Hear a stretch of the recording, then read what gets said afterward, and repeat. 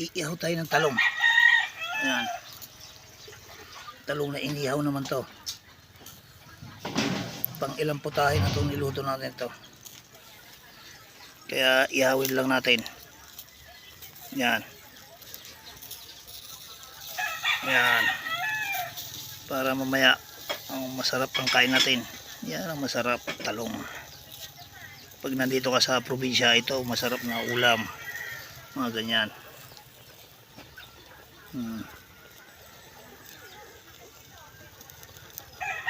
Yung inihaw na talong, balatan na natin.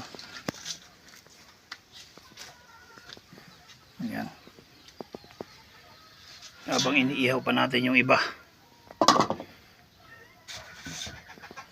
Ayan.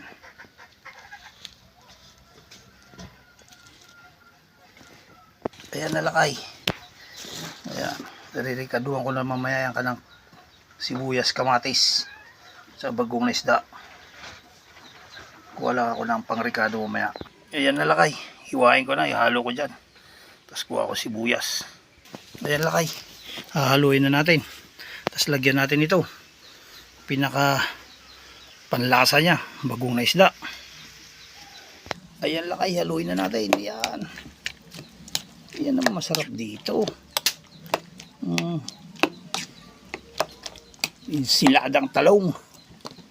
Tapos bukas na umaga. Ganito rin. Talong tsaka talbos ng kamote. Yun ang mga masarap dyan.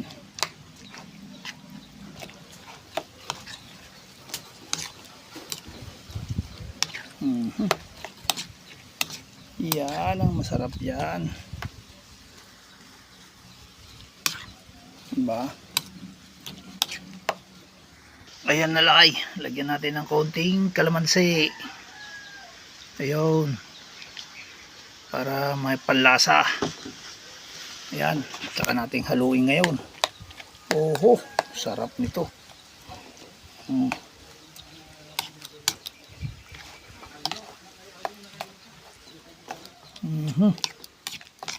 Kain na tayo. Andiyan na sila. Pag matabang. Di mo tinignan o. Ayan na kaya sila ng talong. Ayan. Wala ko mapanglis ka rin no, mga templata. Ayan. Ano may rep? Ang ulam natin. Dami oh. Inuwar mo ba titimbangon? Timbak nata kasi anong ngay bagang mga sikat. Timbang manalatang mo eh. Babad ka, magtitira ng dato yun eh. Alam din na kanong tinapa. Mom, titinapa. Mom. Tinapa. Ha? Hindi tinapa. Puro siya garot, diyan mo kung mano alam.